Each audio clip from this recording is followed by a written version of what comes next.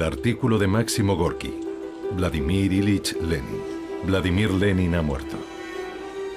Incluso algunos de sus enemigos admiten honestamente. Con Lenin, el mundo ha perdido a una personalidad, el genio más brillante entre todos los grandes hombres de su tiempo. El periódico burgués publicado en idioma alemán, Prager Tageblatt, concluyó su artículo lleno de admiración reverencial por su colosal personalidad con las siguientes palabras: Lenin parece excelso, insondable y digno de admiración, incluso en su muerte. En Occidente, la tendencia había sido convertirlo en una especie de robot mecánico, sin sentimientos humanos ni valores culturales. En la Unión Soviética era todo lo contrario. Lenin había sido convertido en un dios.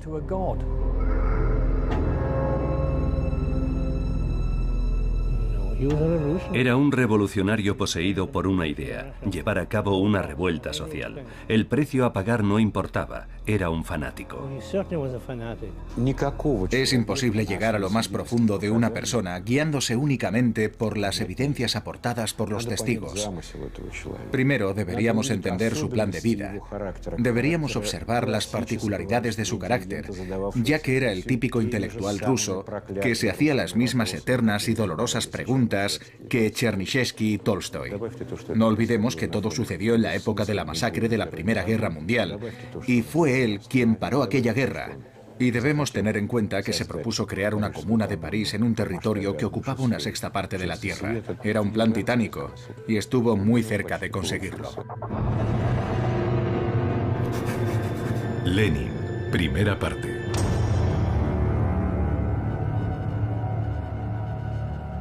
La noche del 25 de octubre de 1917, las patrullas recorrían las calles de Petrogrado.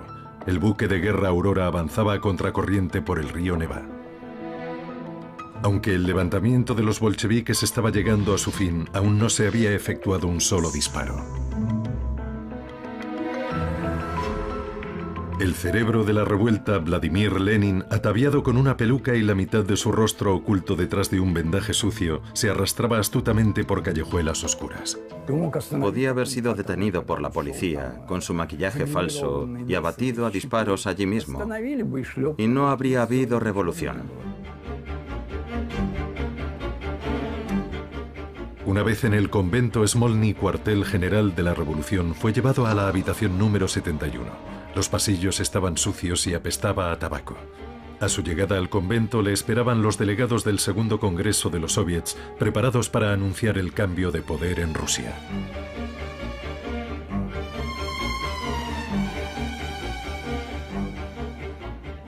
Por la mañana todo estaba hecho.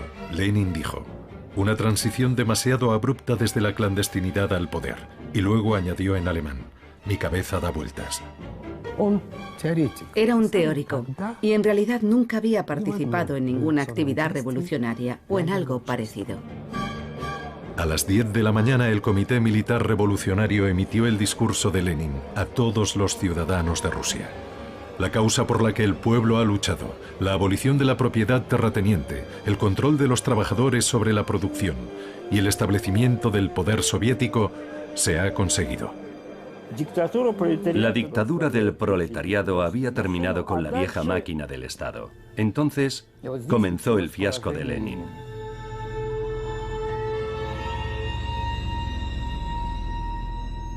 Mirando atrás y sin idolatrarlo, se ve la clase de persona que era Lenin. Sus orígenes se situaban en la Rusia central, por nacimiento y consanguinidad. El 10 de abril de 1870, 22 de abril, según el calendario revolucionario soviético, nació un niño en Simbirsk, en el seno de la familia Ulianov. El padre de Lenin, Ilya Ulianov, era mitad ruso y mitad calmuco, y su madre era mitad sueca y mitad alemana.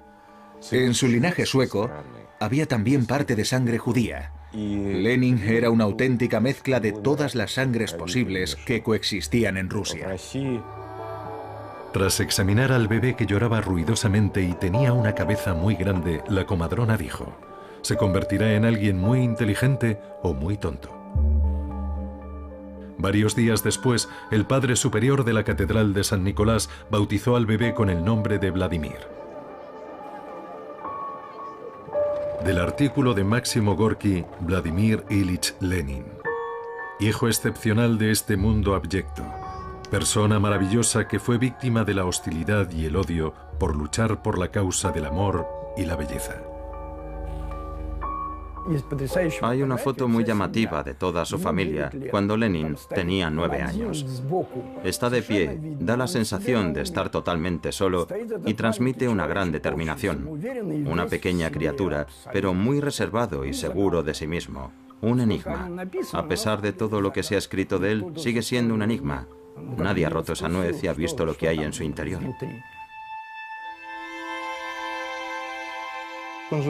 Creció en una familia llena de amor.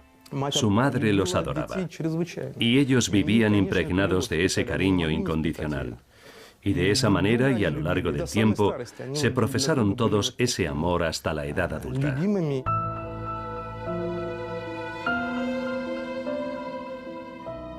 Eran 6 hijos: Ana, Alexander, Vladimir, Olga, Dmitri y María. Ilia Nikolaevich era una persona acomodada, pero los Ulianov llevaban una vida modesta. Era uno de los principios de su madre. Vivía una vida aislada. La casa estaba amueblada con un estilo sobrio. El único objeto lujoso era una gran biblioteca que contenía obras clásicas y las últimas ediciones de la literatura moderna. Se puede decir que Ilia Nikolaevich era una persona leal al régimen. De hecho, se convirtió en consejero de Estado y fue condecorado con la Orden de San Estanislao de primera clase, equivalente al grado de general en la vida civil. Era una persona muy conocida en San Petersburgo y no desconocida para su majestad. Sasha Ulianov era considerado un niño con un gran talento. Se graduó en el instituto con medalla de oro y entró en el Departamento de Ciencias Naturales en la Facultad de Física y Matemáticas de la Universidad de San Petersburgo. Un documento muy interesante ha sobrevivido hasta nuestros días.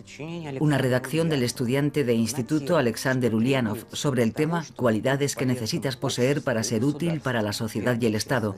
Honestidad, aplicación, firmeza de carácter, inteligencia, conocimiento. Nos enseña los valores que Ilia Nikolaevich y María Alexandrovna habían inculcado desde bien pequeños a sus hijos.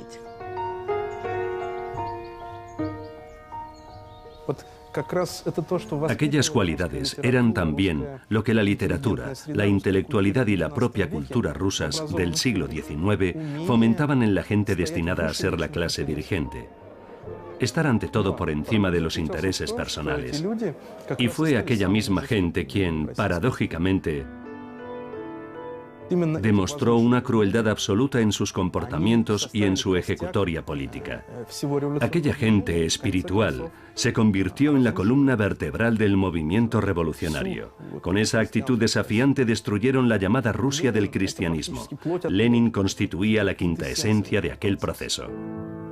Volodia tenía 16 años cuando su padre murió de una apoplejía. La vida tranquila de la familia pasó a formar parte del pasado para siempre. Mientras su padre vivía, no tenemos noticias de que los hijos tuvieran el menor sentimiento revolucionario. Pero desde el momento en que murió, abiertamente y sin ceremonias, Alexander, el hermano mayor de Volodia, un joven muy inteligente con un futuro brillante como científico, fundó una facción terrorista en San Petersburgo.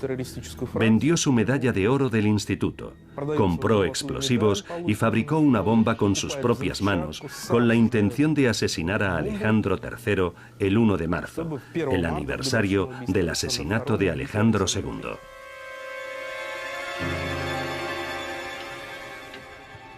Alexander Ulianov fue arrestado junto a otros participantes del fallido regicidio. El tribunal condenó a todos a la pena de muerte. La sentencia fue ejecutada en el patio de la fortaleza de Schlisselburg, cerca de San Petersburgo. Todo el mundo en Simbirsk se apartó de los Ulianov como si tuvieran la lepra. Vladimir tenía entonces 17 años. ¿Qué efecto pudo producir aquello en un muchacho que adoraba a su hermano mayor? Cualquiera que viva en el seno de una familia, tenga hermanos y sepa lo que significa el amor familiar, puede imaginarlo. No voy a extrapolar este suceso hasta el extremo de afirmar que fue la muerte de Alexander lo que convirtió a Lenin en lo que fue, pero sí constituyó uno de los factores que definieron su personalidad y su biografía. Fue una tragedia familiar, y Vladimir entendió que entre la familia Ulianov y el gobierno del zar se había producido una brecha insalvable. Mientras estaban en marcha las vistas judiciales, Volodia estaba haciendo los exámenes de graduación en el instituto. A pesar de todo, obtuvo unas excelentes notas, pero al ser hermano de un criminal no tenía derecho a estudiar en Moscú ni en San Petersburgo. Por ello fue matriculado en la Facultad de Derecho de Kazán. 3 meses más tarde fue expulsado por participar en manifestaciones estudiantiles. Las ideas socialistas y el espíritu revolucionario que él acogió representaban el espíritu de la época, y era normal que un joven estudiante los admirase.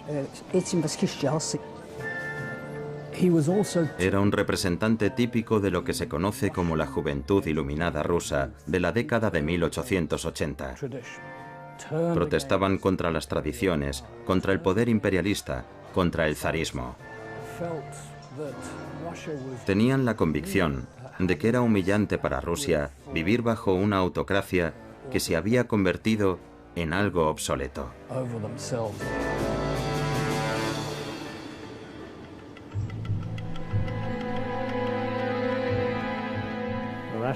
Rusia era un país eminentemente agrario. El 80% de su fuerza productiva y su población eran campesinos.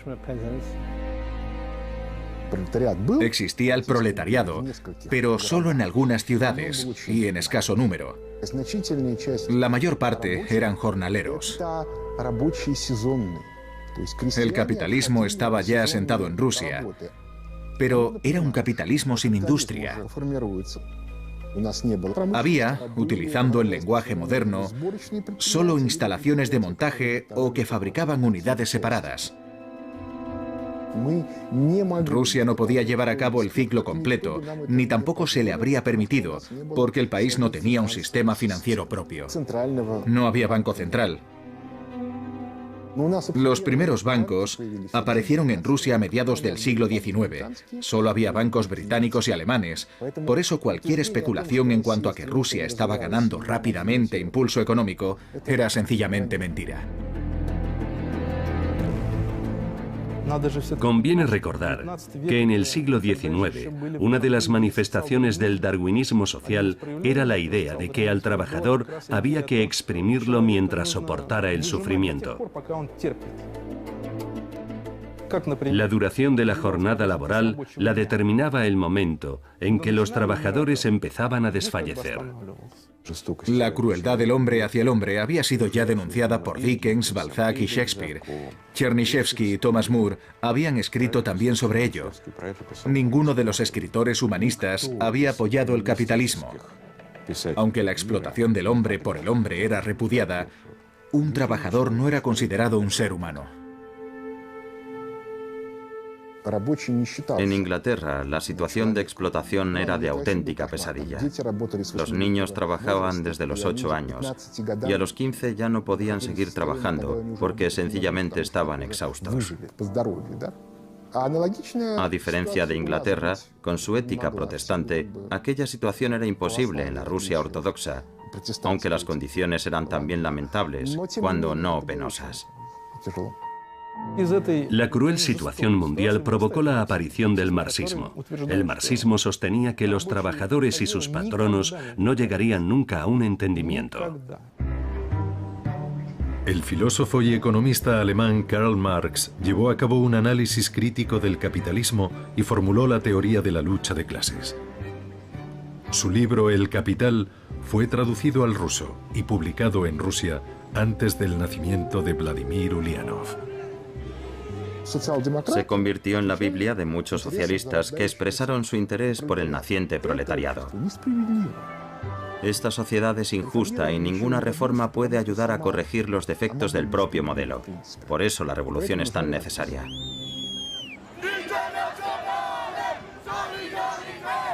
Lenin amaba la teoría de Marx. Era una especie de autoridad religiosa para él. Era un diligente pupilo de Marx.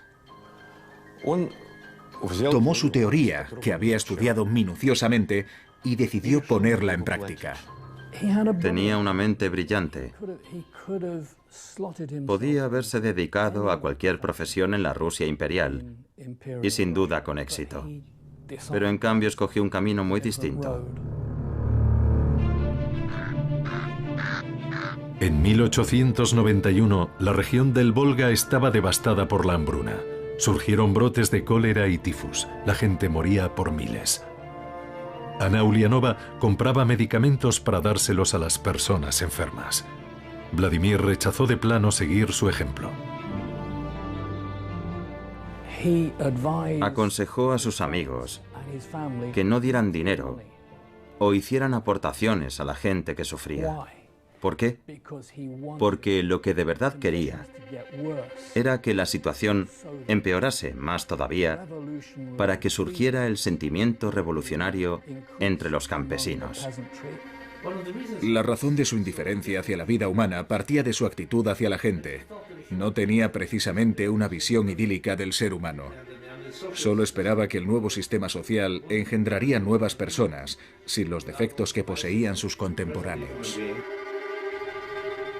Del ensayo de Máximo Gorki, Vladimir Ilich Lenin. En Rusia, donde el imperativo del sufrimiento se predica como el medio universal de salvación, no he conocido a nadie como Lenin que tan enfática y profundamente detestaba y despreciaba el dolor y el sufrimiento de la gente. No era gratuito que Lenin se considerase a sí mismo un físico.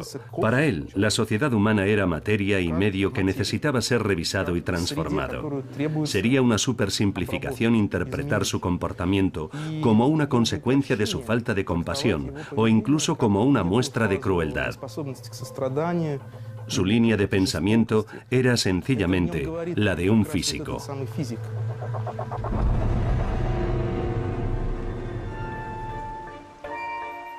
En 1893, Vladimir se trasladó a San Petersburgo.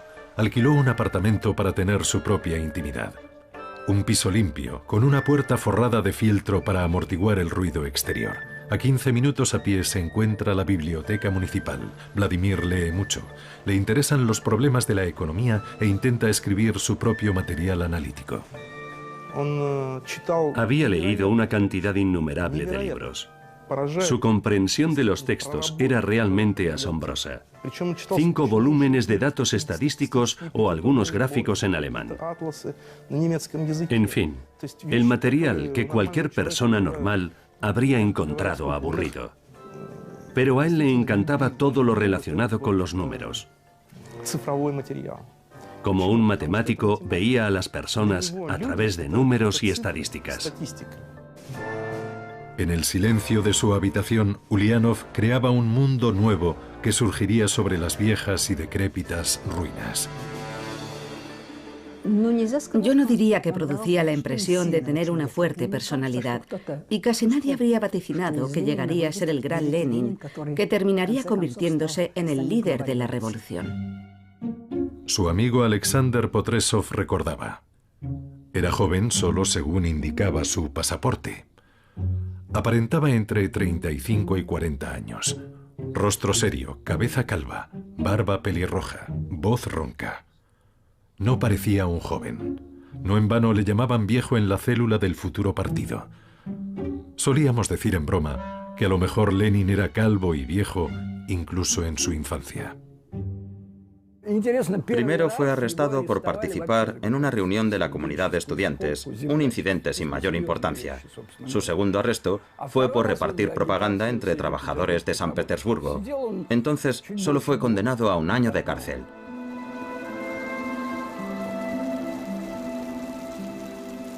Escribía regularmente cartas a su familia, comunicándoles que su estado de salud era satisfactorio. y que debían traerle diariamente agua mineral para su delicado estómago. El propio Ulianov dormía 9 horas al día. Podía trabajar en la biblioteca de la cárcel y casi terminó su Desarrollo del capitalismo en Rusia. Incluso bromeaba con que prefería continuar en la cárcel un tiempo más. En una ocasión, por una ventana del pasillo de la cárcel, vio un tramo de acera de la calle Spalernaya. A ese lugar acudiría Nadenka más tarde para que Volodia pudiera verla. Nadenka es profesora y enseña a los trabajadores a leer, escribir y marxismo. Volodia se había enamorado de aquella chica alta y seria de cara pálida, totalmente comprometida con la causa de la revolución. Se habían conocido accidentalmente durante la Semana de la Mantequilla, en una reunión de marxistas. Comieron blinis y charlaron sobre el futuro de Rusia. Cuando fue puesto en libertad, Ulianov fue desterrado a Shushenskoye, un pueblo de Siberia. Allí lo seguiría su novia. Ella fue también condenada por su actividad revolucionaria. En julio de 1898, el sacerdote de la iglesia de San Pablo en Shushenskoye ofreció el sacramento. El siervo de Dios Vladimir queda prometido con Nadezhda. Una empleada local y el dueño de una tienda fueron la madrina y el padrino. No creo que fuera realmente el amor de su vida. Aunque Lenin estaba unido a ella, la trataba bien y era un buen marido. Cuando se marchó de visita a Krasnoyarsk, dejando a Nadenka sola en casa, arregló la puerta de la entrada con una cegueta para que pudiera quedar bien cerrada. Había enseñado a Nadenka a manejar el revólver por si un ladrón entraba en la casa. Le preguntó qué blusa le gustaría tener. En el ámbito familiar, era un hombre bondadoso. Por supuesto, amaba a Nadi, pero era algo más que el amor de un marido a su esposa. Formaban un auténtico bloque. Eran un solo yo. Y Nadia le servía con auténtica abnegación. Toda su vida estuvo cimentada en los cuidados que le profesaron las mujeres. Primero su madre y luego Nadia Krupskaya. La madre de Nadia los acompañó en el destierro. Cocinaba para que él pudiese trabajar y Nadenka también le ayudaba en sus asuntos.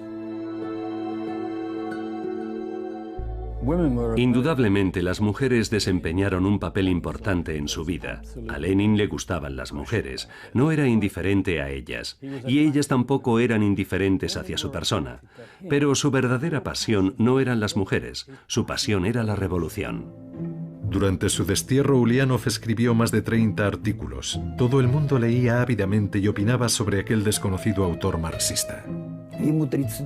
Tenía 30 años cuando se marchó a Occidente. ¿Por qué lo hizo? Aspiraba a convertirse en el socialista más destacado a las puertas del nuevo siglo. Quería ser el Marx del siglo XX. Vladimir Ulianov llegó a la ciudad de Zúrich, donde vivía como inmigrante el principal y más autoritario líder marxista ruso, Georgi Plejanov. Ulianov le enseñó su proyecto del periódico Iskra.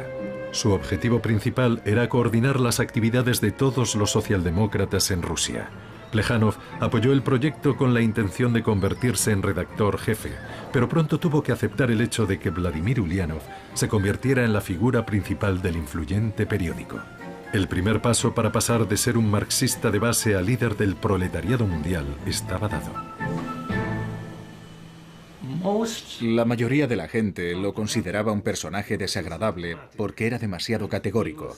En cuanto alguien mostraba el menor desacuerdo con él, fruncía el ceño. Era incapaz de compartir el punto de vista de los demás. Solo aceptaba su propia opinión. La gente le tenía poca simpatía. Era duro y tajante. Hay muchos testimonios escritos de inmigrantes que comentan la impresión que les produjo. Desagradable en el trato. Lenin no tenía amigos íntimos. Anteponía la resolución de los problemas a cualquier otra cosa. Lo personal quedaba siempre en un segundo lugar.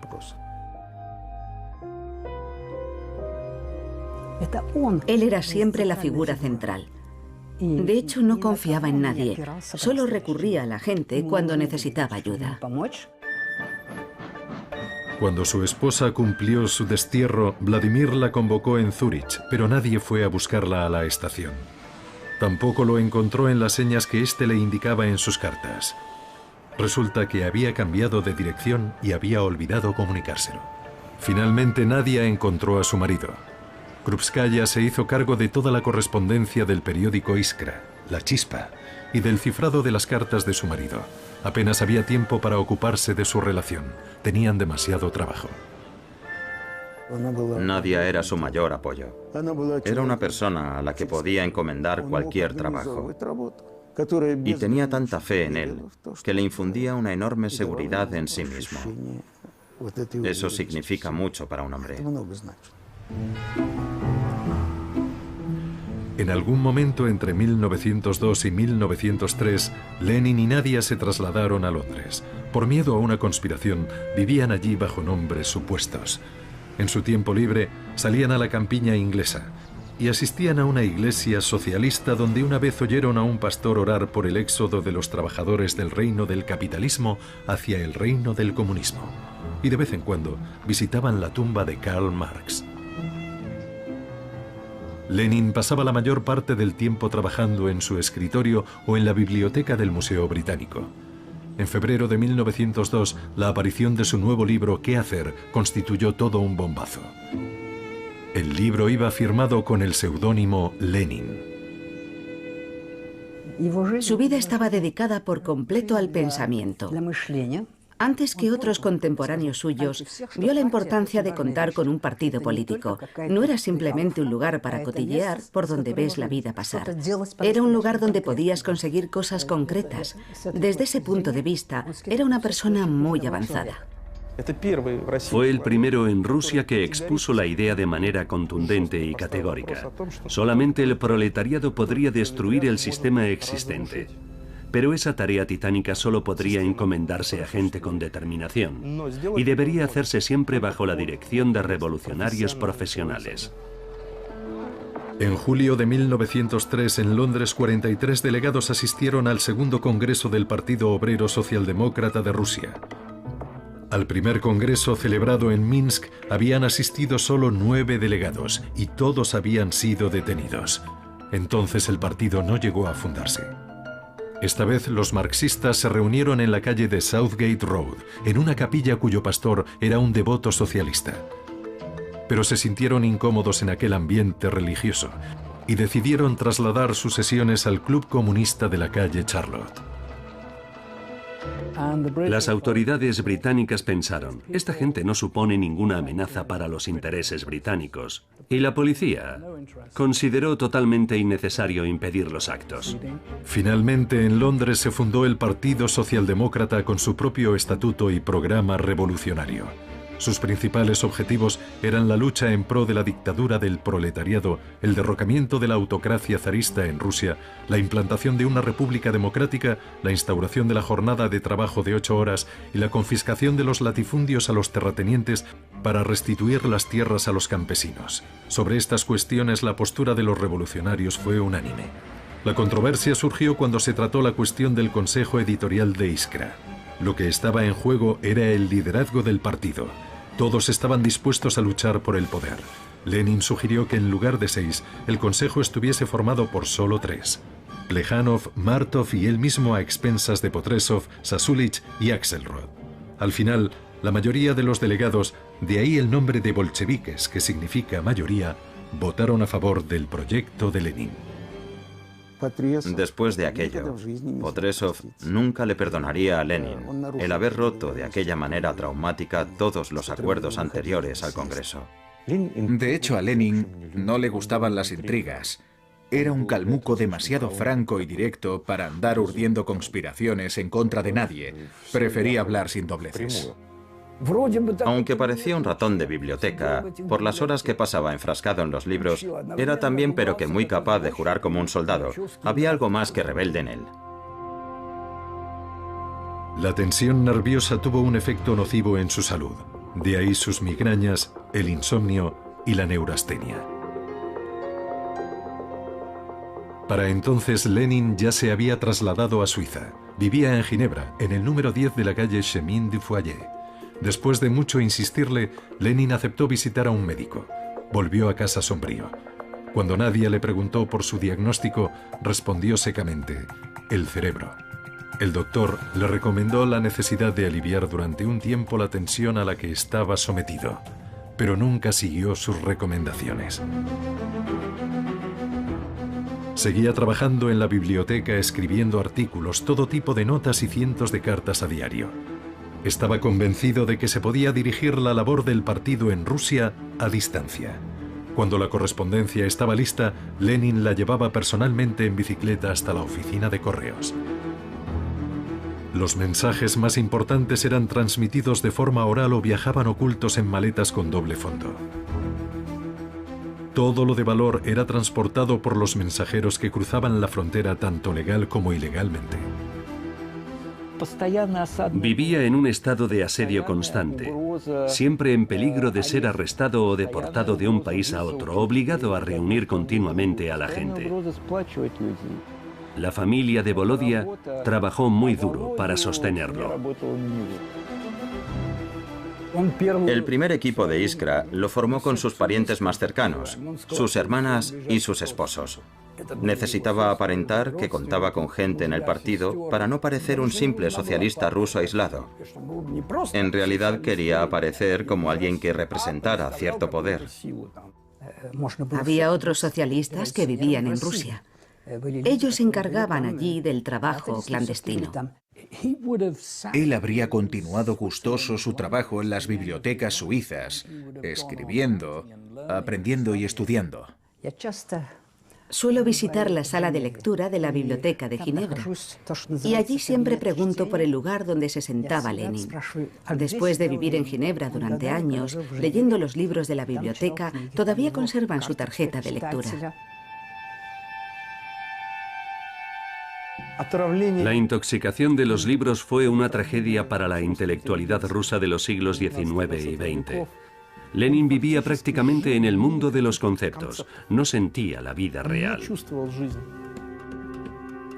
Mientras tanto, la población rusa hervía de indignación. Muchos partidos políticos pretendían derrocar a la monarquía. Los revolucionarios sociales organizaban ataques contra los altos funcionarios. Y los campesinos estaban furiosos por no haber recibido las tierras después de la abolición de la servidumbre. Hubo una reforma en 1861 en virtud de la cual algunas tierras fueron entregadas a los campesinos, pero no todas. Algunos campesinos se vieron obligados a hacer pagos de amortización. Debían pagar por la tierra durante un periodo de 50 años. De hecho, la revolución de 1905 fue principalmente una revolución contra esas amortizaciones.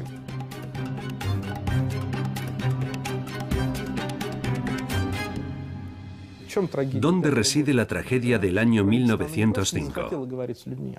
No es que el gobierno se negara a hablar con la gente corriente, es que los funcionarios no sabían cómo hacerlo. Si Nicolás II se hubiese dirigido a los trabajadores el 5 de enero, ¿qué les habría dicho? ¿Qué hubiera podido decir para calmarlos? No era solo una demanda pidiendo un aumento de los salarios.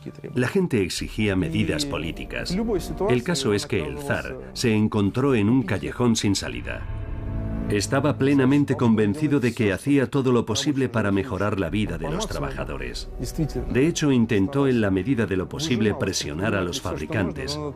Pero conviene recordar que Nicolás II dependía de ellos. Las fábricas producían cañones e incluso aviones. Si ejercía demasiada presión, Rusia se habría quedado sin armamento. El equipamiento del ejército era una prioridad en ese momento. El Imperio ruso llevaba un año en guerra con Japón. Tropas de tierra fueron desplegadas al extremo oriente, al área de hostilidades.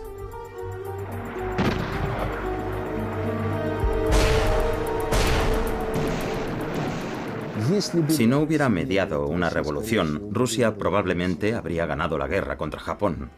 Por eso la revolución fue intensamente apoyada por los servicios secretos japoneses y por muchos otros. Por otra parte, si no hubiese habido guerra ruso-japonesa, la revolución de 1905 habría sido ahogada aún más rápidamente. En la mañana del 11 de enero de 1905, Lenin se enteró por los periódicos de los acontecimientos del Domingo Sangriento en San Petersburgo. Esta noticia lo llevó a un estado de enorme excitación. Ahora nada podía detener ya la revolución. Y Lenin se sentó a escribir sus artículos en los que llamaba a los trabajadores rusos a iniciar una revuelta armada. Es una extraña paradoja.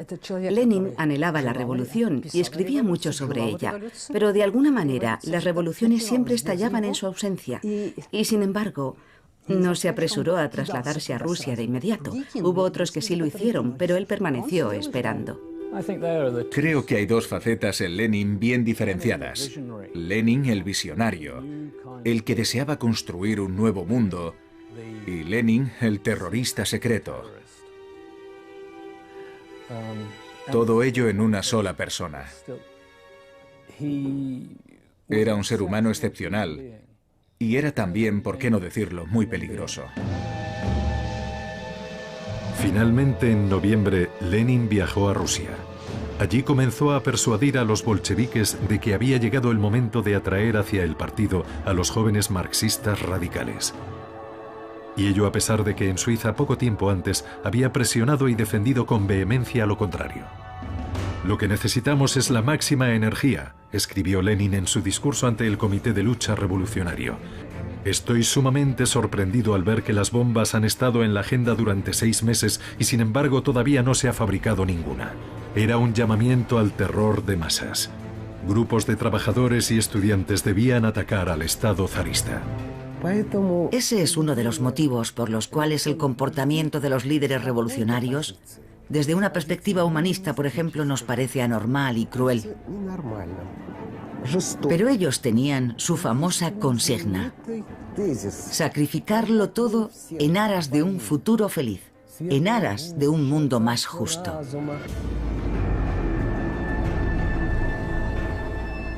Esa era la norma en la época de la revolución. A principios de diciembre, los disturbios callejeros estallaron en las calles de Moscú.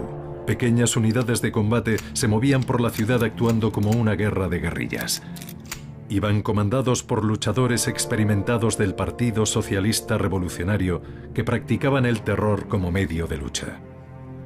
Durante varios días, la ciudad quedó sumida en el caos, con robos, saqueos y persecuciones. Se instaura la justicia por medios totalmente injustos.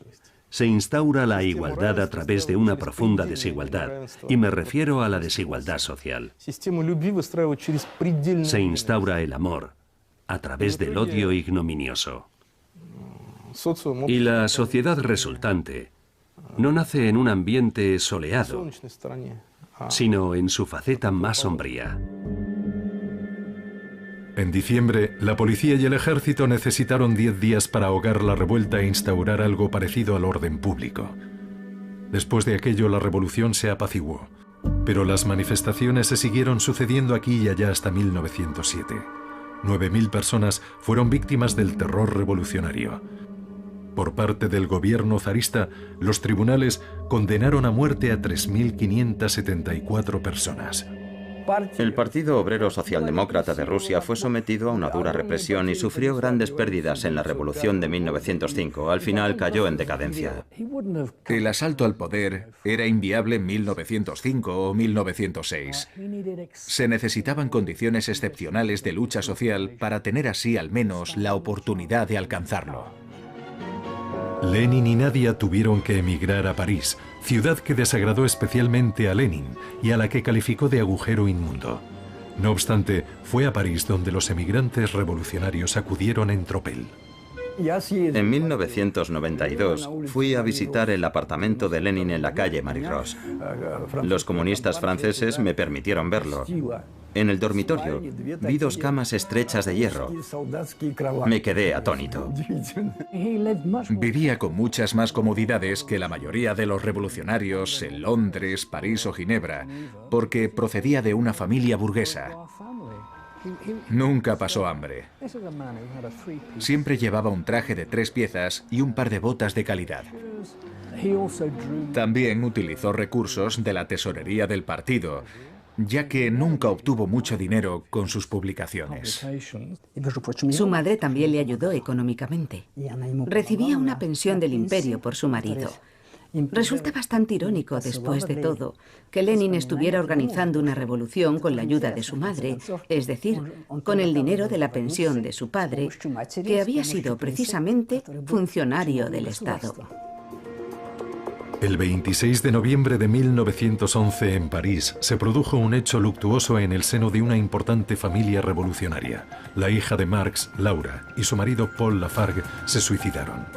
Al enterarse, Lenin le dijo a Nadia, si uno no puede ser ya de ninguna utilidad al partido, debería morir como ellos. Durante el funeral, Lenin pronunció un discurso. Y fue allí en el propio cementerio donde conoció a Inesa. Él tenía 41 años, ella 35. Era una mujer emancipada, muy adelantada para su época. Y desde luego actuaba como tal. Inesa Armand era de ascendencia francesa. A la edad de 15 años su familia se trasladó a Rusia. Había estado casada 2 veces y tenía 5 hijos.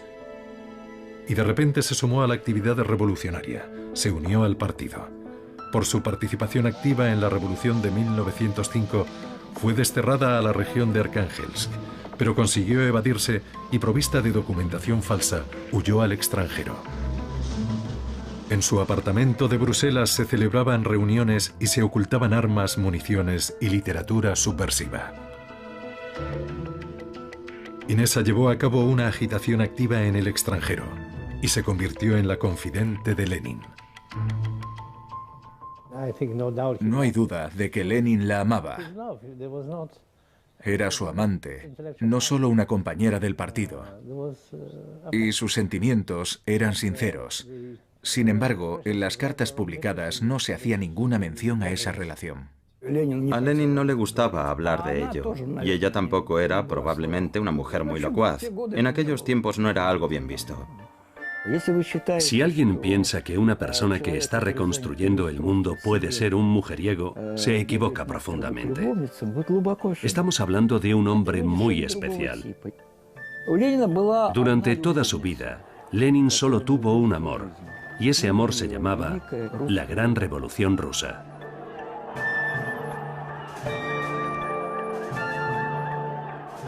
Mientras trabajaba en la biblioteca de Berna, le llegó la noticia del derrocamiento del zar, así que una vez más llegaba tarde. Del artículo de Gorky Vladimir Ilich Lenin. En 1907 en Londres, Lenin me dijo: el mundo burgués ha alcanzado un estado de fermentación pútrida que amenaza con envenenar todo y a todos. Es el principio de una catástrofe. Seremos testigos de una guerra en Europa. Será una horrible masacre. El proletariado no tendrá la fuerza suficiente para evitar un baño de sangre. Su sufrimiento será horrible, pero ese es ahora su destino inevitable.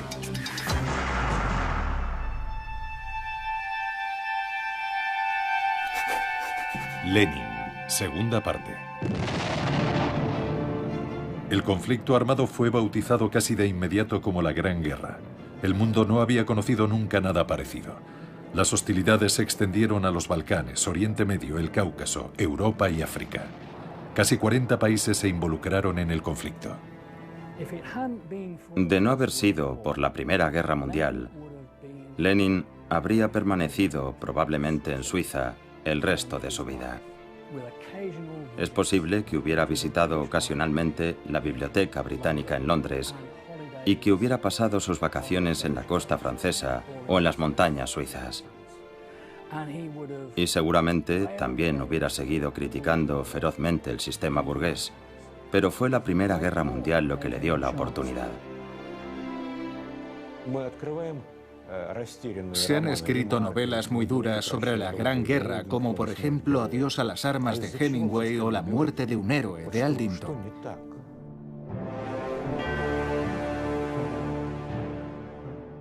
¿Qué ocurrió? El mundo burgués se venía abajo.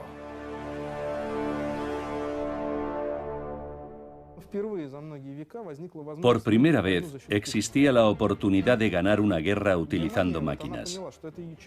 Alemania pensó que había llegado la hora y podía hacer lo que no había conseguido durante muchos siglos para alcanzar el más alto nivel en las coordenadas políticas mundiales.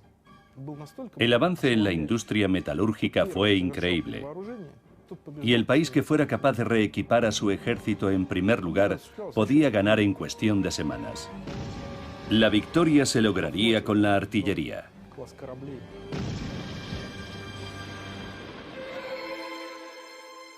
Una nueva clase de buques de guerra apareció en la Armada. Los compramos en Occidente porque no teníamos medios ópticos ni caucho. Al principio de la Primera Guerra Mundial éramos el país con la mayor deuda externa. Los empresarios fueron presionados por el Estado y los bancos. Los trabajadores, por su parte, se encontraron doblemente presionados. Aquello tuvo que ver en el impulso del movimiento revolucionario. Lenin creía que era necesaria la derrota de Rusia en la guerra. Se le puede reprochar haber traicionado a su país, es cierto. Él se consideraba un traidor.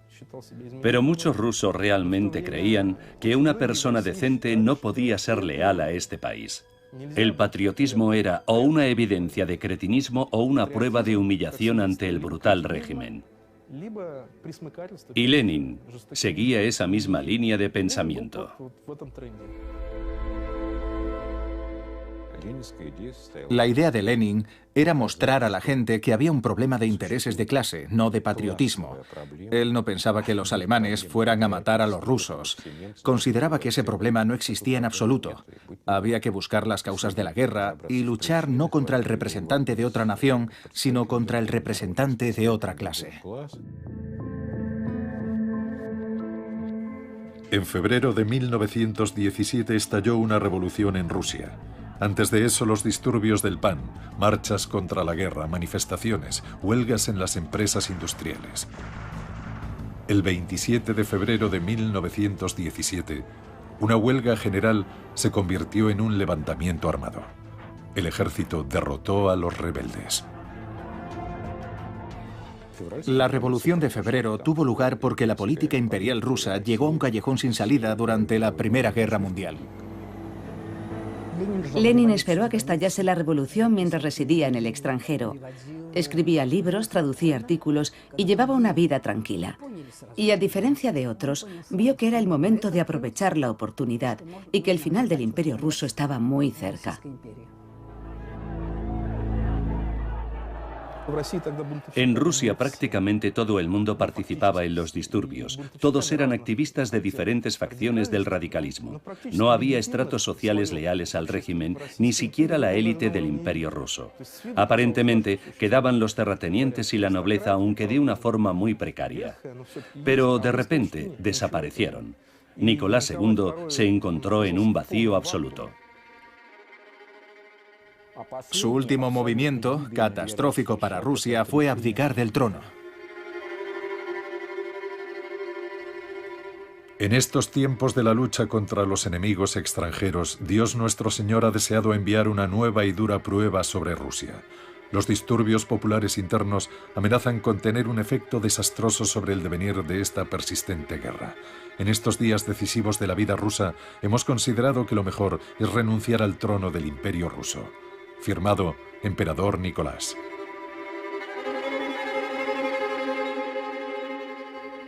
La guerra continuó, la gente no la quería. Petrogrado estaba lleno de desertores mientras los liberales seguían parloteando. El poder dual había conducido al caos. Por un lado emergió el gobierno provisional y por el otro el Soviet de Petrogrado, un cuerpo ilegítimo que representaba a las bases, que también reclamaban el poder en el país. El Estado ruso se estaba derrumbando por sí solo. Lenin, como todos los demás, había sido un observador del proceso. Tras la Revolución de Febrero en Rusia, el jefe del Estado Mayor alemán del Frente Oriental, general Hoffmann, escribió: «La Revolución rusa desmoralizó al ejército y nosotros, naturalmente, buscamos intensificar el proceso.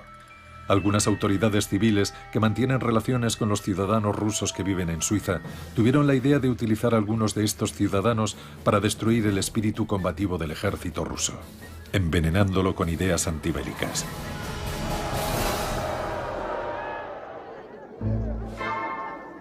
Para llevar a cabo la revolución en su país, reunieron a un gran grupo de exiliados y refugiados políticos que se habían establecido en el extranjero en momentos distintos y por razones diferentes. Junto con Lenin había bolcheviques, socialrevolucionarios, mencheviques y anarquistas, y sus familias. Había 50 aparatchiks, miembros del aparato del Partido Comunista, en total. Eran muy importantes porque sabían cómo trabajar. Nadie contaba con un aparato de partido como aquel. Iban a ser transportados desde Suiza al Imperio Ruso. Técnicamente el país se encontraba en estado de guerra. Por ello se acordó que viajarían en un tren del que no pudieran bajar. Era una especie de tren extraterritorial.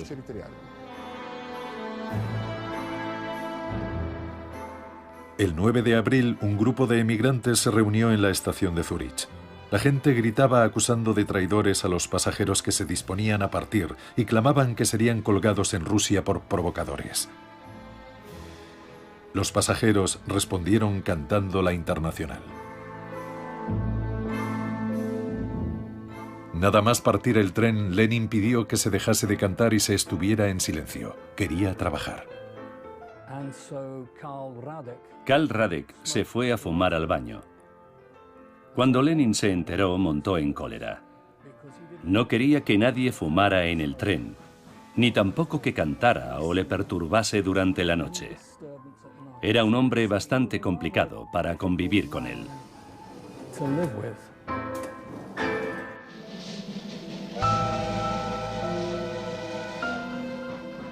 Los revolucionarios viajaron de Suiza a Alemania y entraron en Rusia por la frontera sueco-finlandesa. El 13 de abril de 1917, Lenin y sus camaradas llegaron a la estación de Finlandia en Petrogrado. Aquella noche, el andén de la estación estaba atestado de gente que había ido a ver a Lenin como si fuera una celebridad de la época. El partido envió una guardia de honor a la estación. Cuando Lenin la vio, le dijo a su mujer: «Me van a arrestar». Parecía enteramente un extranjero. Llevaba una corbata de lunares y zapatos de tacón alto, porque quería parecer más alto de lo que era. Llevaba también un bombín, sombrero muy popular entre los empleados suizos, con la visera ligeramente doblada hacia arriba. Sus camaradas del partido le dijeron: «Vladimir Ilich, quítate esa cosa horrible». Uno de los trabajadores, un hombre desconocido, le dio su gorra, y Lenin no paraba de quitársela sin saber qué hacer con ella. Lenin pronunció un discurso corto y efusivo, ganándose de inmediato la simpatía de la gente. Poseía un extraordinario magnetismo personal. Marineros, camaradas, os saludo sin saber si creéis o no en las promesas del gobierno provisional. Pero sé que cuando os prometen tantas cosas os están engañando. El pueblo necesita paz. El pueblo necesita pan. El pueblo necesita tierra. Y ellos os dan guerra, hambre, no pan. Los terratenientes siguen siendo los propietarios de las tierras. No estaba claro hacia dónde ir, a quién creer, qué ocurriría al día siguiente. De manera que cuando aparece un hombre que dice: «Yo sé exactamente lo que hay que hacer, escuchadme y haced lo que yo os diga», bueno, esto proporciona sin duda excelentes resultados. Habéis hecho un gran trabajo. Habéis destronado al zar, pero aún no hemos terminado. Tenéis que golpear mientras el hierro está caliente. ¡Viva la revolución social mundial! Encontró las palabras que le catapultaron al poder. Cuando él proclamó todo el poder para los soviets, los demás decían cosas bonitas, pero sin efecto. Aquella noche habló ante el Comité Central y dijo: «Hagamos la revolución». Le contestaron que acababa de llevarse a cabo. «No, necesitamos hacer otra», replicó. Aunque tenía solo 47 años, pensaron que aquel viejo había vivido demasiado tiempo en Occidente y no entendía nada. Era un loco peligroso y obsoleto, pero tenía el don de la persuasión.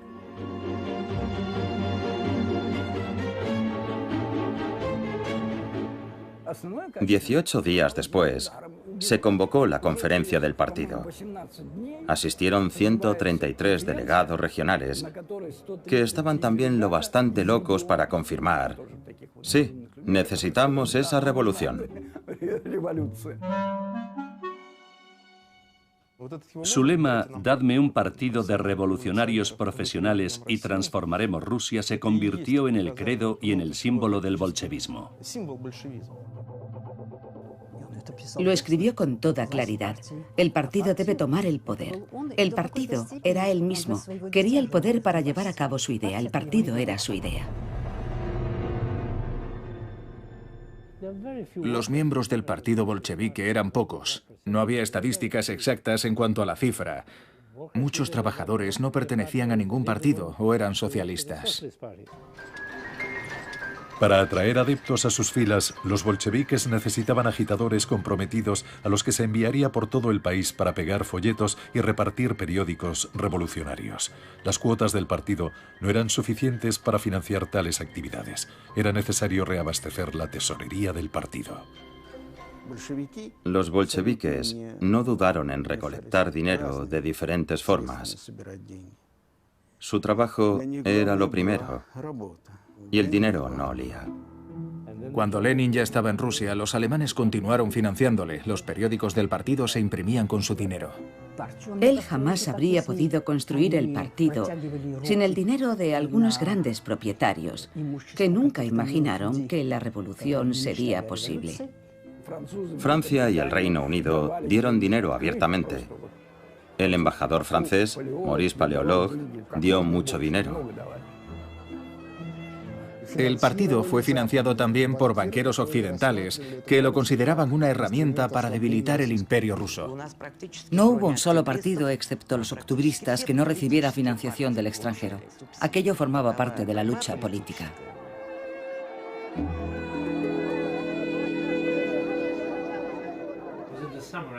En el verano de 1917, en un mitin socialdemócrata, Tsereteli, un menchevique, dijo que no había partido en Rusia que quisiera tomar el poder. Entonces, Lenin se levantó de su asiento y exclamó: «Sí existe ese partido», dando a entender que era el suyo. Los asistentes se echaron a reír, porque sabían que su partido apenas tenía ninguna influencia. En el archivo central del partido se conserva el diario de Víctor Chernov, líder de los socialrevolucionarios. En él escribió: «Todos entendimos que asumir la responsabilidad del destino de Rusia en el otoño de 1917 significaba sangre sucia y trabajo sucio para aquel movimiento espontáneo». Dejaron vía libre a los bolcheviques y a Lenin con la esperanza de que arreglasen el desaguisado, pero no permanecieran en el poder. Entonces vendremos como caballeros con brillantes armaduras y construiremos un Estado auténticamente democrático. Y como ahora sabemos, fue una vana ilusión. El 24 de octubre, carros blindados entraron en la plaza frente al Instituto Smolny. Grupos de hombres armados ocuparon el Banco de Estado, la oficina de correos, la agencia telegráfica, las estaciones de tren Nikolaevsky y Baltic.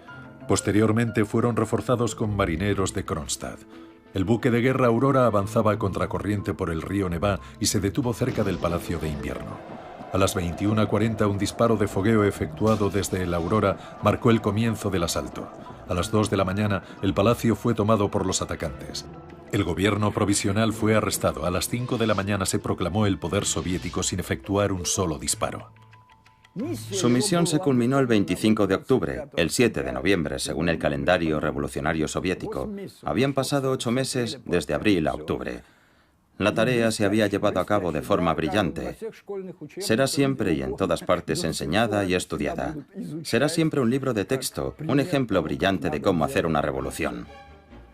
El 27 de octubre, el segundo Congreso Panruso de los Soviets de Diputados de los Obreros y Soldados formó un nuevo gobierno encabezado por Vladimir Ulyanov Lenin. La revolución ascendió al poder al cuarto estado. Lo llamamos la dictadura del proletariado. Por el bien de la humanidad, por el bien de la mayoría, exactamente para eso. 2 semanas después del golpe de octubre, el nuevo gobierno emitió el decreto sobre la paz. Los soviéticos ofrecieron a los países en guerra una paz sin anexiones ni indemnizaciones. El decreto sobre la paz y el decreto sobre la tierra fueron aprobados al principio de la Revolución de Octubre. Ambos eran unos documentos con un gran peso específico, que contenían las ideas sobre cómo transformar Rusia. Por los decretos de Lenin, las entrañas de la tierra pertenecían al pueblo, no al Estado. Eran propiedad socialista, es decir, propiedad del pueblo. El decreto sobre la tierra legalizaba la adquisición de las haciendas de los terratenientes por los campesinos. Al conocerse su emisión, los soldados abandonaron el frente y regresaron a sus hogares. Lenin quería cambiar la forma de pensar de la clase trabajadora. No sentía amor por ella. Cuando era estudiante ya sabía que los trabajadores no estaban comprometidos con el socialismo y aquello le disgustaba mucho. La víspera del 25 de octubre, Lenin escribió que se debían crear las condiciones necesarias para que hasta un cocinero estuviera capacitado para gobernar el Estado. Solo podía conseguirse por medio de la educación. Según los datos censales de principios del siglo XX, el 80% de la población era analfabeta. A ese respecto, constituyó un grandioso resultado social. La campaña de alfabetización fue realmente el gran logro del gobierno soviético. El Politburó, liderado por Lenin, estuvo en sesión todo el día. Recibía hasta 600 llamadas abordando diferentes temas. Todavía no era un Estado totalmente establecido, sino algo difuso. Ni siquiera comía en la cantina para evitar tener conversaciones triviales. A veces se marchaba para realizar visitas a los suburbios de Moscú y hablar con los campesinos. Construyó casas de descanso para los soldados heridos. Escribió enmiendas a la Constitución. Tradujo sus propios trabajos y solicitó el aumento del número de estudiantes procedentes del proletariado y el campesinado más pobre. Elaboró un proyecto de resolución para los orfanatos. Incluso escribió notas sobre cómo cumplir en el puesto de centinela. La gente era totalmente ignorante. El país era bárbaro y analfabeto. No sabían qué decir y él les enseñó a decir alto o disparo. Inventó señas y contraseñas. Lo hizo todo. Recuerdo que hay un documento de un agente alemán en el que dice: Lenin está trabajando como nosotros queremos, sigan financiándole. Él no trabajaba para Alemania. Todo lo que hacía lo hacía para él mismo. Servía a la gran idea de la revolución en Rusia. Simplemente resultó que los intereses de Lenin y los de Alemania coincidieron.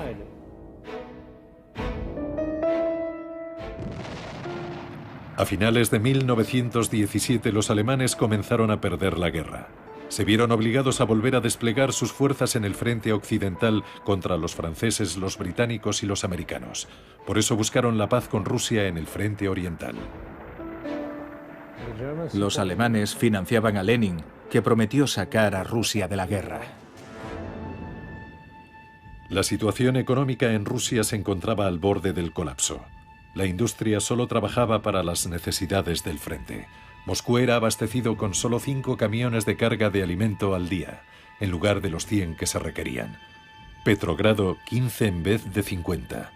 Había hambruna, epidemias de tifus, fiebre tifoidea, viruela. Lenin se puso su desgastado abrigo y le dijo a Yersinsky: Félix, ponte tu gabán y vámonos a negociar con los boches. En Francia llamaban boches a los alemanes. El 3 de marzo de 1918 se firmó el Tratado de Brest-Litovsk entre Rusia y Alemania. Rusia admitió la derrota. Bajo el tratado cedía 780.000 kilómetros cuadrados de su territorio con más de 56 millones de habitantes, una tercera parte de la población total del Imperio ruso. Rusia fue obligada a retirar sus tropas de los territorios que iban a ser ocupados por las fuerzas alemanas. Rusia perdió Polonia, Ucrania, Crimea, las tierras bálticas y Finlandia, con sus bases para la armada rusa. Los alemanes ocuparon parcialmente Azerbaiyán, Georgia y Armenia. Podría haber rechazado heroicamente firmar la paz, pero la revolución habría sido aplastada. El Tratado de Brest-Litovsk se firmó porque los bolcheviques eran demasiado débiles en aquel momento. Y no porque tuvieran que ejecutar debidamente sus obligaciones con los alemanes. Era una cuestión geopolítica. Casi todo el partido se opuso a su posición en el tratado. Todo el mundo decía que era una paz vergonzosa y que el país no debería firmarla, pero Lenin dijo que eso le traía sin cuidado. El mero hecho de que 1 millón de rusos sobrevivieran fue un logro personal de Lenin. Él paró aquella guerra. Pero estalló la guerra civil y el ganador sería quien estuviera dispuesto a sacrificar su vida. De hecho, los bolcheviques alcanzaron el poder precisamente durante la guerra civil. Cualquier guerra civil es una guerra sin reglas.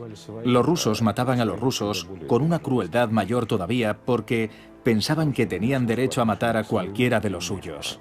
Los blancos habían estado azotando a sus siervos durante siglos y ahora tenían que lidiar con mujiks, campesinos rebeldes, siguiendo la tradición de los amos, castigando a sus esclavos. Aquella gente educada tenía las manos manchadas de sangre.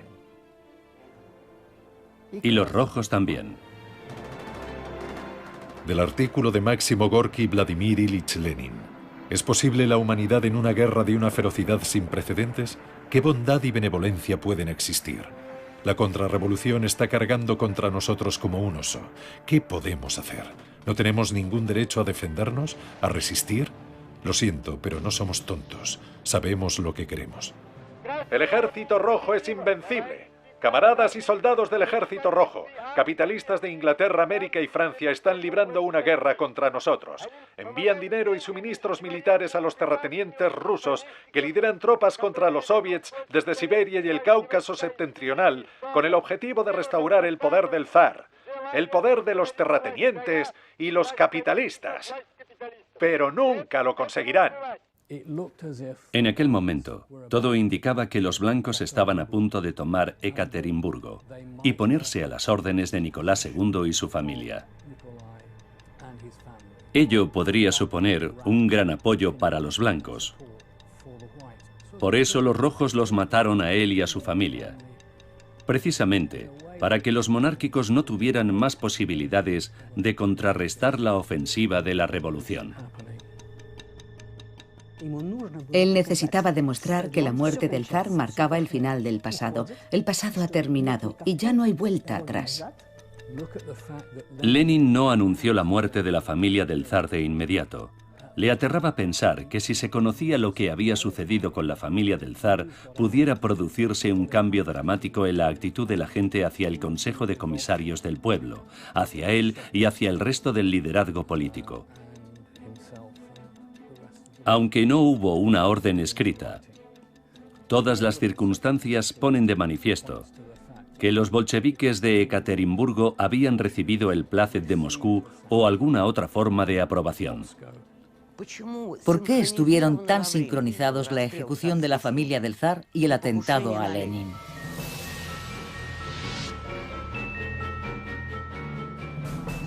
Sabemos que fue la misma gente, por ejemplo, el señor Yurovsky, quien ejecutó a la familia del zar e investigó el atentado a Lenin. 2 balas quedaron alojadas en su cuerpo. Para gran sorpresa de todos, Lenin sobrevivió. Fue un milagro. Las balas permanecieron alojadas en el cuerpo de Lenin nada menos que 2 años. Corría el peligro de sufrir un envenenamiento por plomo. Por eso fue operado de urgencia. Cualquier herida se cierra de forma gradual, así que apareció una cicatriz que estaba produciéndole un evidente estrechamiento en la arteria carótida interna. El suministro de sangre al cerebro era solo posible por el lado derecho. Su estado, sin temor a exagerar, era crítico. El atentado provocó una campaña de publicidad hecha a medida del líder del proletariado. Zinoviev, su ayudante, escribió su biografía.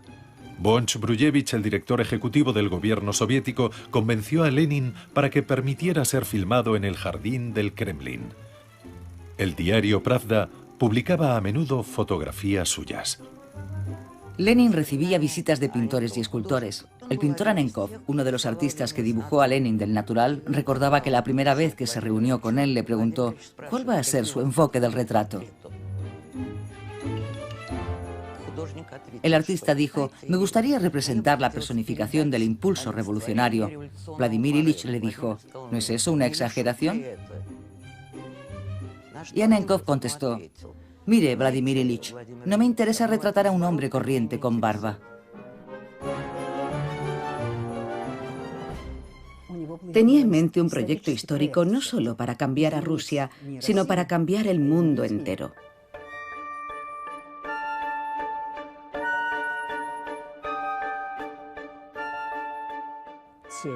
Su plan era desatar una guerra civil en Europa. Era una idea descabellada. Nada menos que una guerra civil europea. ¿Qué clase de persona es capaz de concebir algo así?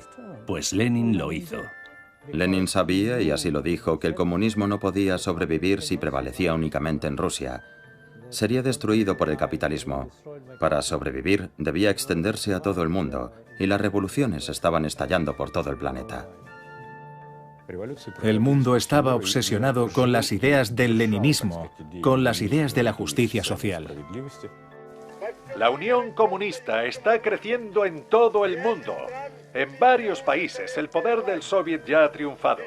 Pronto veremos la victoria del comunismo en todo el mundo. Seremos testigos de la fundación de la República Socialista Federativa Soviética Mundial. Lenin creó el Comintern, la internacional socialista que englobaba a los partidos comunistas de Alemania, Austria-Hungría, Turquía y China, los países en los que habían tenido lugar revoluciones socialistas. Desde el principio de los tiempos, la gente soñaba con construir un mundo nuevo, un mundo en el que las cosas serían diferentes. Un mundo en el que habría personas nobles que ayudarían a los demás. Gente ilustrada, solidaria y desinteresada. Una nueva generación que no pensaría únicamente en sus intereses personales y tampoco estaría corrompida por la propiedad privada. Sin embargo, muy pronto las ideas de Lenin fueron abandonadas y él mismo fue demonizado. Fue una especie de reacción refleja natural ante el éxito anormal que había tenido en todo el mundo. Inmediatamente se sirvieron de una metodología política mediante la cual, para menospreciar a una autoridad ante las masas, debes hacerle parecer grotesco o vergonzoso. Y así explotaron la cuestión de su origen, es decir, la genealogía de Lenin. Luego plantearon la cuestión del dinero alemán que supuestamente había utilizado para la revolución. Y finalmente empezaron a chismorrear sobre su romance adúltero con Armand. En abril de 1917, Inés Armand viajó con Lenin a Rusia. Una vez en Moscú, se hizo cargo de la jefatura del Consejo de Economía Nacional y de un departamento del Comité Central. Encabezando una misión de la Cruz Roja, viajó a Francia para liberar a los soldados del cuerpo expedicionario ruso de su cautiverio. Fue arrestada por las autoridades francesas y liberada después de que Lenin amenazara con disparar a toda la misión francesa en Moscú. Armand murió de tifus. Durante su funeral celebrado en Moscú, Lenin acompañó al cortejo fúnebre. Tenía el rostro destrozado, caminaba con los ojos cerrados y parecía a punto de desplomarse.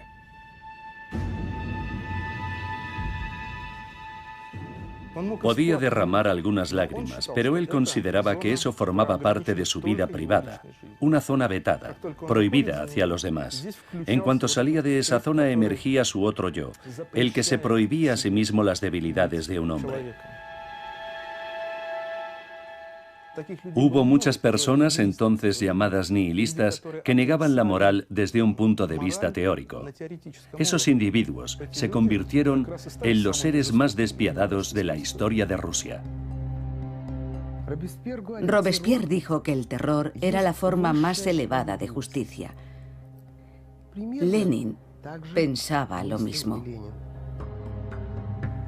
Camaradas, la sublevación kulak en vuestros 5 distritos debe ser aplastada sin piedad. Hay que colgar, y digo colgar para que la gente lo vea, a no menos de 100 kulaks ricos y chupasangres de renombre. Apoderaos de su grano, identificad a los rehenes. Hacedlo de manera que en muchas leguas a la redonda la gente vea, tiemble y grite. Ahoguemos y estrangulemos a esos kulaks chupasangres. Sinceramente tuyo, Lenin. Emplea para ello a la gente más dura que tengas.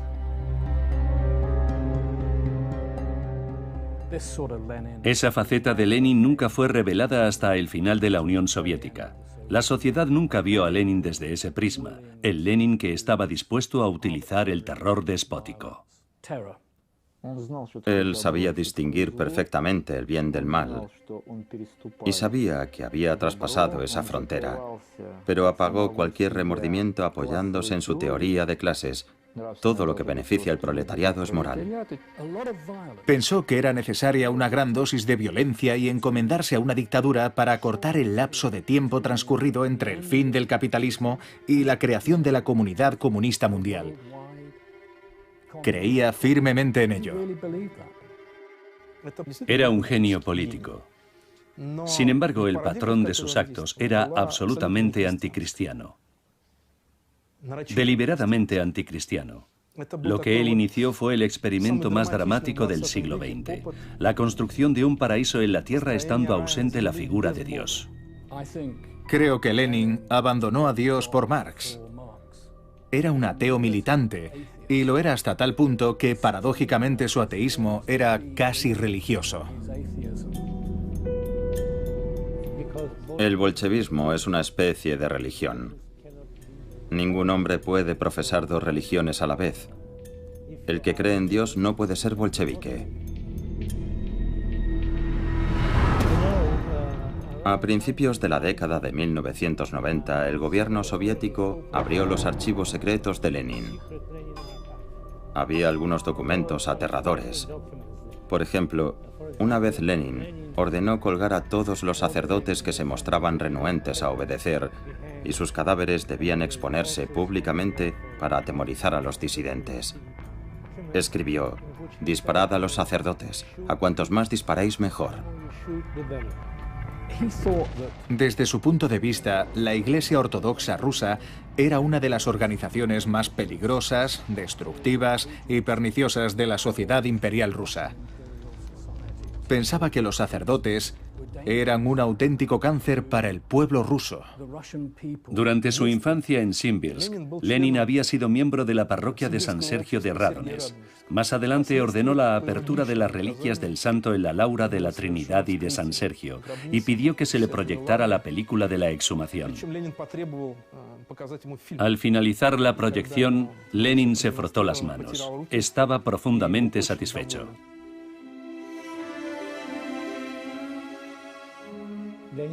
Lenin quería el dinero de la Iglesia, en la medida de lo posible, para llenar las arcas del tesoro. Solo en el año 1922, bajo el pretexto de combatir la hambruna, se confiscaron bienes por valor de 5 millones de rublos, de los cuales 1 millón se invirtió en la compra de comida para los hambrientos. Se compraron aquí y allá máquinas o grano, pero la mayor parte, como solía ocurrir en Rusia, desapareció. Entre los sectores de la sociedad que habían alzado a los bolcheviques al poder, empezó a circular la opinión de que no eran merecedores de su confianza. Estuvieron a punto de ser depuestos, especialmente por los campesinos. En 1921 comenzaron algunas revueltas campesinas, acciones en la industria y rebeliones de soldados y marineros. En este punto ocurrió algo muy curioso con Vladimir Lenin. Se dio cuenta de que en Rusia no había proletariado. Lenin pareció caer en una profunda depresión. Resultó que los cocineros no solo no querían, sino que no podían gobernar el Estado. No tenían conocimientos. Se hizo evidente que la clase obrera era perezosa, iletrada, y no estaba de acuerdo con las exigencias de la teoría marxista. En esa encrucijada, Lenin dio un giro, tan audaz como revolucionario, y también ingenuo, diría yo. Anunció la nueva política económica. Quería crear un proletariado post factum. Durante el periodo de la NEP era necesario recorrer el camino capitalista del desarrollo, del que tal vez nacería un proletariado digno de Marx. Se modificó la política industrial y se fortaleció el sistema político. Era la única forma de salvar la dictadura de los bolcheviques. Solo de esa manera se preservó el Estado soviético. Los comercios que habían sido cerrados ofrecían ahora vinos franceses caros y la NEP se convirtió en la base económica para futuras reformas liberales, aunque fuesen hipotéticas. No tenía nada de marxismo, era puro progresismo. Sin Lenin, los bolcheviques difícilmente hubiesen podido introducir esos cambios. La NEP era muy impopular dentro de la élite bolchevique. Lenin enseñó a muchos de ellos que, para alcanzar ciertos objetivos, había que ir siempre en contra de la opinión pública. Como cuando firmó el Tratado de Paz de Brest, anunció la NEP e incluso cuando llevó a cabo la Revolución de Octubre. Siempre fue uno contra todos. Solemos olvidar que estamos hablando de un periodo de apenas 4 o 5 años en la vida de Lenin. Como Sísifo, había empujado una piedra cuesta arriba, dando esperanza a la gente, pero la piedra cayó rodando. Su idea de difundir el comunismo en todo el mundo a través del Comintern, la Internacional Socialista, no tuvo éxito en ningún lugar. Rusia iba a incendiar Europa. Y lo único que consiguió fueron algunos chispazos. Los líderes de la Revolución Alemana fueron asesinados y la Revolución Húngara fracasó. Durante los 2 últimos años de su vida fue consciente de que había fracasado. No había posibilidad alguna de cambiar la naturaleza humana. Se dio cuenta de que ninguno de sus camaradas más cercanos respondía al epítome del hombre nuevo. Estaba decepcionado con todos ellos y con la sociedad en general. Fue una tragedia para él.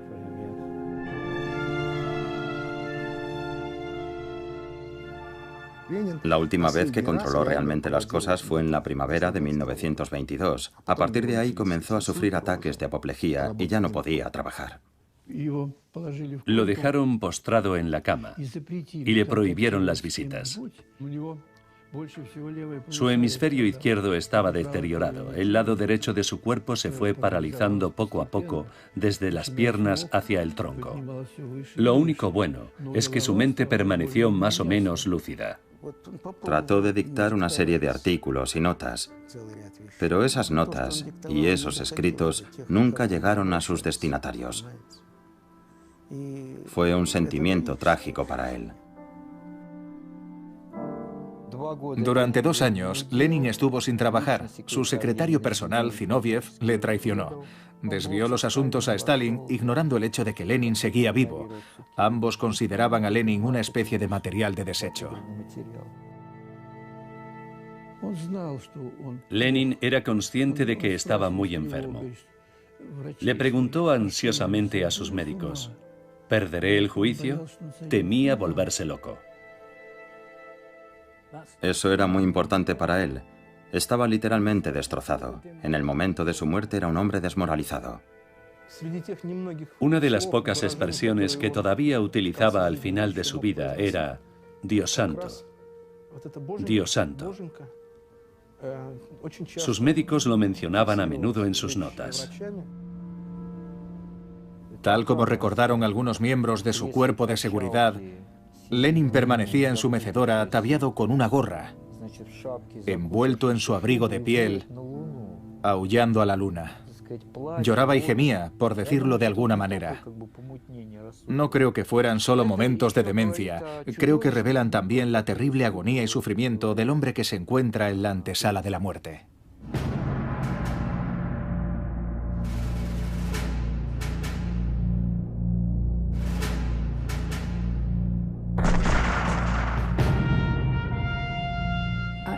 En realidad, los dictadores pueden dejarse llevar por las mismas pasiones que nos dominan a las personas corrientes. Claro que no están locos. Puede que tengan alguna percepción deformada de la realidad, pero no están mentalmente enfermos. Ni mucho menos. Se parecen mucho a nosotros. Por eso son tan peligrosos, porque tenemos muchas cosas en común. Gustave Le Bon, sociólogo experto en psicología de masas, escribió: los grandes reformadores del mundo siguen encorvando nuestras espaldas, incluso desde las profundidades de sus tumbas. Debemos comprender que esto se debe principalmente a que han expresado plenamente los intereses de su raza y del tiempo que les ha tocado vivir.